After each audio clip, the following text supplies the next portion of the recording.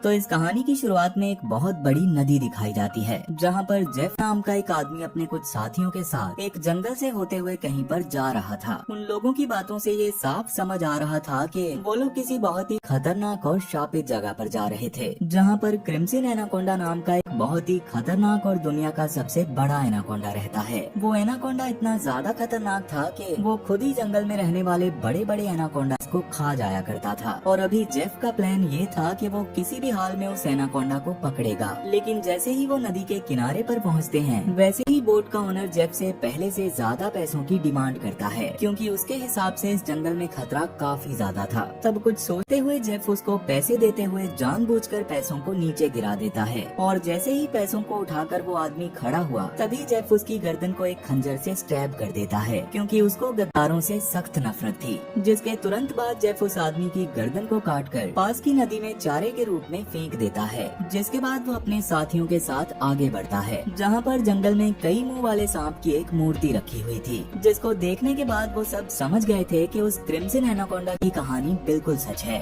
उस जंगल में और भी काफी सारे सांप थे, इसलिए जेफ के सारे साथी खुशी खुशी उन सांपों को पकड़कर अपने बैग में डालने लगे, जबकि जेफ अपनी गन निकालकर उस बड़े क्रिम्सन एनाकोंडा को ढूंढने लगता है। वहीं जेफ का एक साथी जब नदी के पास जाता है तो उसके होश उड़ जाते हैं, क्योंकि जिस आदमी को जेफ ने मारा था उसकी बॉडी इस वक्त नदी में बिल्कुल सीधी खड़ी हुई थी। जिसके अगले ही पल नदी में से एक एनाकोंडा उस आदमी की ओर बढ़कर उस पर हमला कर देता है और उसको अपनी कुंडली में जकड़कर उसकी सारी हड्डियां तोड़ने के बाद उसे खा लेता है। उधर जेफ का दूसरा साथी जब अपने बैग को लेकर बोट की ओर जा रहा होता है, तो उसके पास से वही एनाकोंडा गुजरता है जिसने उसके साथी को खाया था। और उस एनाकोंडा के पेट को देखकर जेफ का दूसरा साथी सब समझ गया था, मगर तभी वो एनाकोंडा उसके साथी की डेड बॉडी को एक पेड़ पर चढ़कर उगल देता है और जेफ के दूसरे साथी पर अटैक करके उसको जान से मारने लगता है। इसी बीच जेफ भी वहाँ आ गया था, लेकिन वो तो ये सब देखकर काफी ज्यादा खुश हो रहा था। अब जेफ उस एनाकोंडा को शूट करने ही वाला होता है कि तभी अचानक जंगल से कुछ अजीब सी आवाज आती है, जिसको सुनकर सारे सांप इधर उधर भागने लग गए थे। यहाँ तक कि वो एनाकोंडा भी अपने शिकार को ऐसे ही छोड़कर भाग जाता है।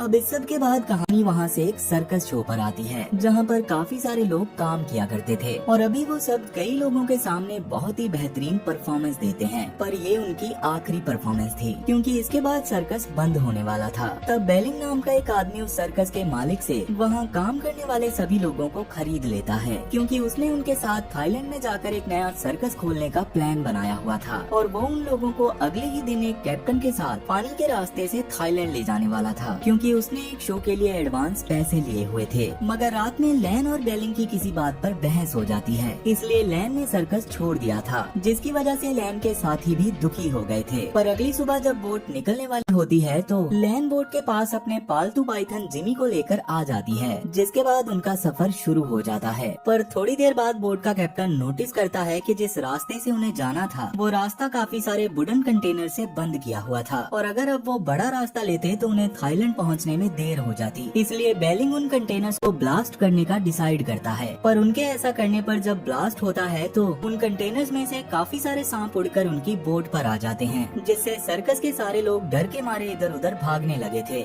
लेकिन अब वो पूरी बोट सांपों से भर चुकी थी और ये सांप सबको काटने की कोशिश कर रहे थे। तब लैन कुछ सोचते हुए बोट में मौजूद एक पाइप को उठाकर पानी के प्रेशर से सभी सांपों को नदी में गिराने लगती है। पर तभी बेलिंग के ऊपर काफी सारे सांप गिर जाते हैं, इसलिए वो खुद ही नदी में कूदकर तैरते हुए किनारे पर पहुंचता है। लेकिन वहां पहुंचने पर भी उसके सामने एक बहुत ही जहरीला सांप आ गया था। वो सांप बेलिंग को काटने ही वाला था कि तभी अचानक से उस सांप को एक आदमी पैरों से कुचलकर मार देता है, जो कोई और नहीं बल्कि जेफ था। दरअसल जेफ वहाँ फंसा हुआ था, पर क्योंकि अभी उसने बेलिंग की जान बचाई थी, इसलिए बेलिंग उसको अपने साथ अपनी बोट पर ले जाता है और जेफ अपनी सच्चाई के बारे में अभी किसी को कुछ भी नहीं बताता। पर तभी सर्कस के एक आदमी जियाओ के कान में बहुत तेज दर्द होने लगता है, जिसको पहले तो जेफ ध्यान से देखता है और उसके अगले ही पल वो अपनी फिंगर में एक छोटा सा कट मारकर जियाओ के कान के पास ले जाता है। तब जियाओ के कान से एक छोटे से जहरीले सांप ने निकलकर जेफ के हाथ पर काट लिया, लेकिन जेफ को इससे कोई भी फर्क नहीं पड़ता और वो तुरंत ही उस सांप को नदी में फेंक देता है। मगर लैन ये सब देखकर काफी ज्यादा हैरान थी, क्योंकि उसको भी सांपों के बारे में बहुत जानकारी थी और वो समझ गई थी कि जेफ ने अपने आप को एंटी वेनमस बनाया हुआ है, जिसके लिए उसने बचपन से ही खुद को काफी सारे सांपों से कटवाया होगा और इसी वजह से अभी जब उसको सांप ने काटा तो उसको कोई फर्क नहीं नहीं पड़ा। अब इस बारे में लैन बेलिंग को बताते हुए उसे भी जेफ से सावधान रहने को कहती है, लेकिन बेलिंग अभी उसकी बातों पर ज्यादा ध्यान नहीं देता। वहीं जेफ अभी बोट के कैप्टन के पास जाता है जो कि फिशिंग कर रहा था। जेफ उसको काफी सारे पैसे देते हुए क्रिम्सन एनाकोंडा वाली जगह पर वापस जाने को कहता है, लेकिन इस पर वो कैप्टन उस पर भड़क जाता है और उसे साफ इनकार कर देता है। जेफ अभी के लिए तो वहाँ से अंदर चला जाता है, पर अगले ही पल कैप्टन की फिशिंग रॉड जोर जोर से हिलने लगती है और कैप्टन के थोड़ा सा नीचे होते ही एक अननोन फोर्स उसको पानी में खींच लेती है। दरअसल ये जेफ का ही एक ट्रैप था जिसमें कैप्टन फंस गया था और उसकी मौत के बाद उसकी बॉडी आसपास के एनाकोंडास को बुलाने का काम करने वाली थी। वहीं रात में बेलिंग लैन के पास जाकर उसको अपने साथ सोने के लिए फोर्स करता है, लेकिन लैन इस पर गुस्सा करके उसको उल्टा सीधा बोलते हुए वहाँ से चली जाती है। अब सुबह तक जेफ कैप्टन की बॉडी को अपने बनाए एक बहुत बड़े फिशिंग हुक में लगा चुका था। तभी वहाँ पर लैन कैप्टन को ढूंढते हुए आती है, मगर जेफ उससे ज्यादा बात नहीं करता, क्योंकि उसके हिसाब से जंगल के इलाके में किसी भी इंसान का यूं गायब हो जाना कोई बड़ी बात नहीं थी।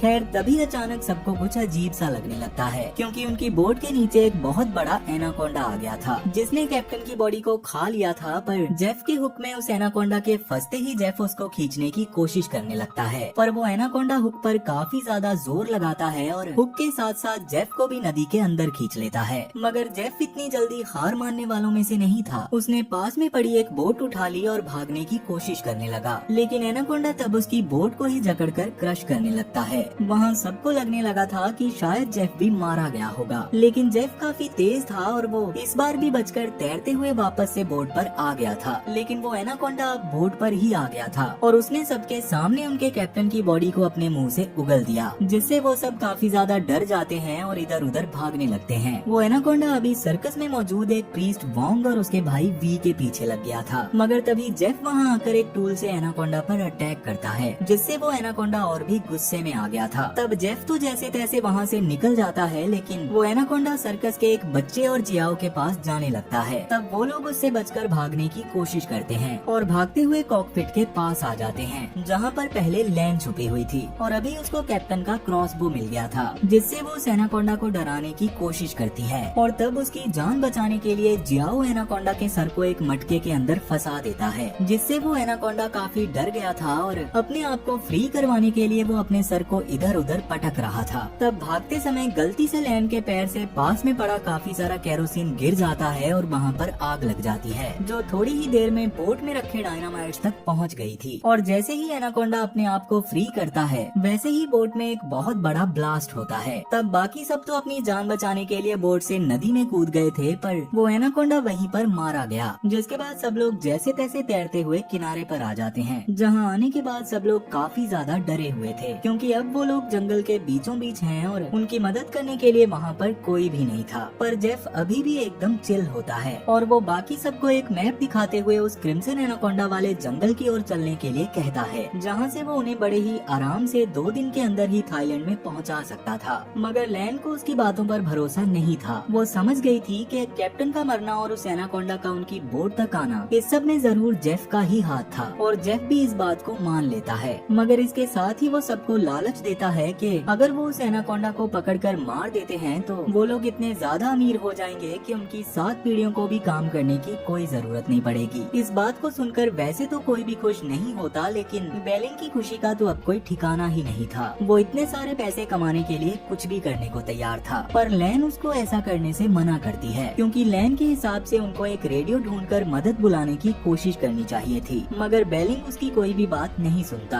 तभी अचानक ली नोटिस करती है कि उसकी गर्दन पर किसी ने काटा हुआ था और जेफ ने देखकर बताया कि वो एक जहरीली मधुमक्खी का डंक है और अगर इसका एंटीडोट 2 दिन के अंदर ली को नहीं लगाया गया तो उसे कोई नहीं बचा सकता। पर उसका एंटीडोट जेफ की बोट पर पड़ा हुआ था, जो उसी क्रिम्सन एनाकोंडा वाले जंगल में थी। और ये बात जानकर ली और जियाओ भी जेफ का साथ देने के लिए तैयार हो जाते हैं और ना चाहते हुए भी लैन भी उनके साथ जाने के लिए मान जाती है। अब वो लोग काफी देर तक लगातार चलते रहते हैं और थोड़ी देर आराम करने के लिए एक नदी के पास रुकते हैं। ली को अभी प्यास लग रही थी, इसलिए वो नदी का पानी पीने वाली थी, लेकिन तभी जेफ उसको रोक देता है, क्योंकि इस नदी के पानी में अजीब तरह का इन्फेक्शन था और अगर कोई भी इंसान उस पानी को पीता था तो उसको इतनी ज्यादा प्यास लगती थी कि वो पानी पीते पीते खुद को ही उस नदी में डुबाकर खत्म कर लेता था। अब थोड़ा और आगे जाकर सबको भूख लगने लगी थी, इसलिए कुछ सोचते हुए एक पेड़ के पास खाली खाली गड्ढा देखकर जेफ उसमें अपना हाथ डालता है और अगले ही पल उसमें से एक बहुत बड़े पाइथन को निकालकर उसको जान से मार देता है और उस पाइथन को ही काटकर सब लोगों को पकाकर खाने को देता है। इस तरह से सांप को खाना किसी को भी सही नहीं लग रहा था और लैन, जिसको अपने जिमी की याद आ रही थी, वो उस पाइथन को खाने से साफ मना कर देती है और बेलिंग को भी इसको खाकर उल्टियाँ हो गई थी। मगर तभी एक बड़ा सा पाइथन वहाँ आकर उन पर हमला कर देता है और जियाओ और ली उससे बचने की कोशिश करते हैं, लेकिन जेफ उसको भी जान से मार देता है।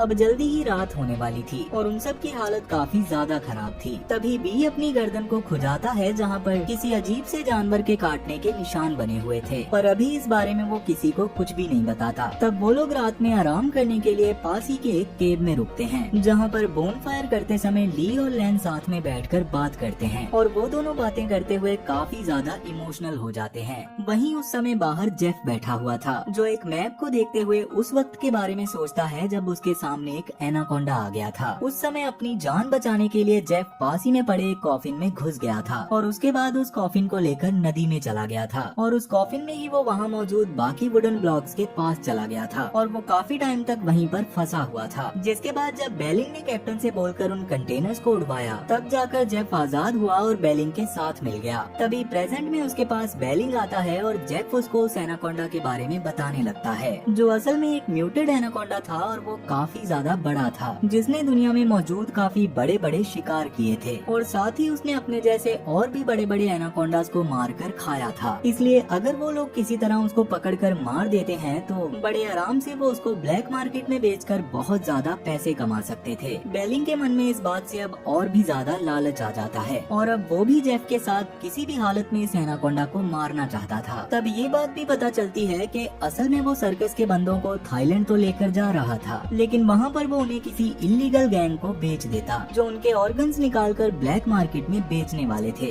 अब रात में सोते हुए अचानक से वोंग को एक बहुत ही खतरनाक सपना आता है, जिसमें वो देखता है कि उसको और उसके पूरे ग्रुप को काफी सारे एनाकोंडास ने घेर लिया था और ये सब देखकर जब उसकी नींद खुली तो उसने देखा कि उसके पास उसका भाई नहीं था और ये देखकर वो काफी ज्यादा डर गया था। अब वोंग उसको ढूंढते हुए पास की नदी में जाता है और वहीं पर उसका भाई भी जा रहा था। दरअसल उसको अजीब तरह के हेलुसिनेशंस हो रहे थे, जिसमें वो उस क्रिम्सन एनाकोंडा को भी देख रहा था, पर फिर भी वो लगातार नदी में जाता रहता है। तब वोंग उसको रोकने की कोशिश भी करता है, पर वो नोटिस करता है कि उसका भाई उस वायरस से इन्फेक्टेड हो गया था और उसके मुंह से अजीब तरह के वॉर्म्स बाहर आ रहे थे, जिसका मतलब था कि जरूर उसके भाई ने बिना किसी को बताए उस नदी का पानी पिया होगा। अब वोंग अपने भाई की मौत से काफी ज्यादा दुखी होता है और अभी के लिए वो अपने साथियों के पास वापस लौट जाता है। अब अगली सुबह से सब लोग वापस अपने सफर को शुरू करते हैं, लेकिन अब उन लोगों को अपनी लोकेशन तक पहुंचने के लिए पैदल ही उस नदी को क्रॉस करना पड़ेगा, जिसके लिए शुरू में तो कोई भी तैयार नहीं होता, क्योंकि वो सब लोग पानी से काफी ज्यादा डरे हुए थे, क्योंकि उनके ऊपर ज्यादातर हमले पानी में ही हुए थे।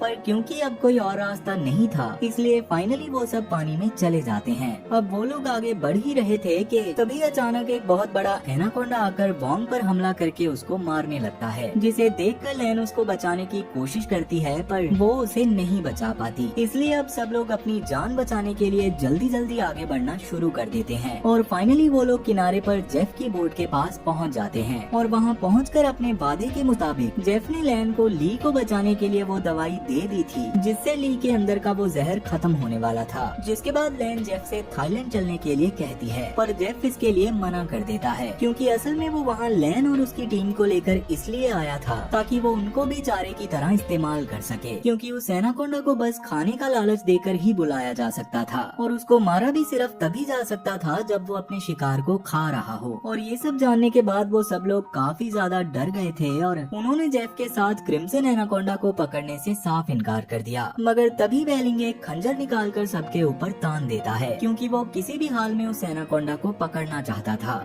अब इसके बाद वो पेंग और जियाओ को एक रस्सी से बांधकर एक ट्रैप के पास छोड़ देता है और जेफ और बेलिंग ने अब तक ली और लैन को भी पकड़ लिया था, पर ली वहाँ पर किसी तरह बेलिंग और जेफ को ये यकीन दिलाने की कोशिश करने लगती है कि वो उनका साथ देना चाहती है। इतना बोलकर वो जैसे तैसे अपने हाथों को खोलती है और जेफ के पास जाकर उसे सेड्यूस करने का नाटक करने लगती है और मौका मिलते ही उसने जेफ की पिस्टल निकाल ली थी, जिसको वो जेफ की ओर चलाने की कोशिश तो कर रही थी, पर उसको पिस्टल का लॉक खोलना नजर नहीं आ रहा था। तब जेफ जल्दी से उससे गन छीनकर उसे मारने ही वाला था कि तभी पीछे से लैन भी फ्री हो गई थी और उसने एक बड़े से खंजर को जेफ की पीठ में घुसा दिया था और अब वो जेफ के ऊपर हमला करने की कोशिश करने लगती है। इसी बीच जियाओ और पैंग की ओर एक बहुत बड़ा एनाकोंडा बढ़ रहा था और बेलिंग उस समय पर जाल पकड़े हुए पास में ही खड़ा हुआ था, पर तभी उसके पीछे एक बहुत बड़ा एनाकोंडा आकर उस पर हमला करके उसे ऊपर खींच लेता है। जियाओ और पैंग की जान बच गई थी क्योंकि जाल छूटने से वो लोग हवा में लटक गए थे।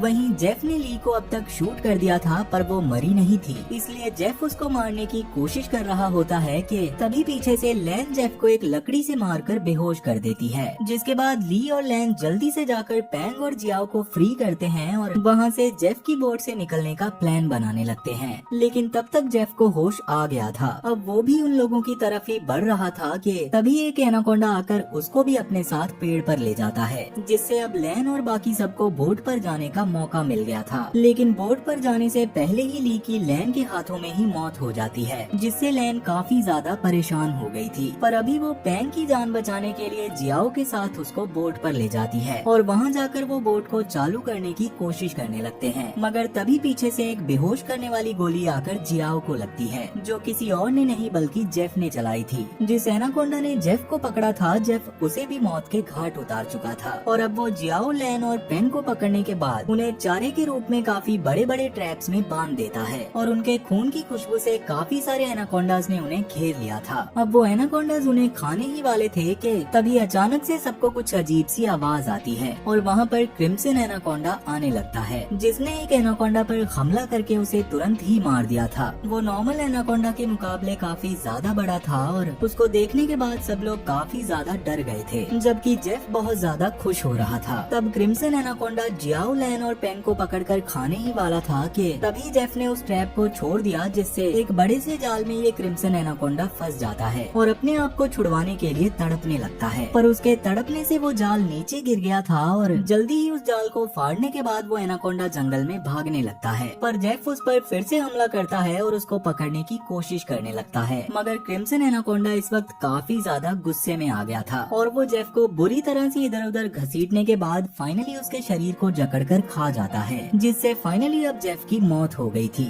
लेकिन पैंग जानता था कि अब अगला नंबर उन लोगों का है, इसलिए वो अपने मुंह से रस्सी को काटने लगता है, जिसके दौरान उसके मुंह से खून भी निकल आया था। पर फाइनली उसने उस रस्सी से सबको आजाद कर दिया। तब वो लोग अपनी जान बचाने के लिए इधर उधर भागने लगते हैं, पर अब क्रिम्सन एनाकोंडा उन लोगों के पीछे पड़ चुका था। पैंग अपनी जान बचाने के लिए पास में पड़े कुछ हॉलो वुडन लॉग्स में घुस जाता है, लेकिन वो एनाकोंडा भी उसको देख चुका था और वो भी पैंग को मारने के लिए उन लॉग्स के अंदर जाने लगता है। तब पैंग दूसरी तरफ से निकलने की कोशिश करता है, पर दूसरी ओर से बाहर निकलने का कोई रास्ता नहीं था। अब वो एनाकोंडा उसको जान से मारने ही वाला था कि तभी जियाओ दूसरी ओर से ब्लॉक तोड़कर सही टाइम पर पैंग को वहाँ से बाहर निकाल लेता है, जिसके बाद वो लोग वापस से अपनी जान बचाने के लिए भागने लगते हैं। लेकिन थकने के बाद उन्हें समझ ही नहीं आ रहा था कि उन्हें क्या करना चाहिए और एक टाइम तो ऐसा आता है जब क्रिम्सन एनाकोंडा उन्हें जान से मारने ही वाला था, पर जैसे ही वो उनके ऊपर हमला करता है तो वैसे ही उसका पूरा मुंह एक लोहे की तार से कट जाता है, जो असल में जेफ का लगाया हुआ एक ट्रैप था।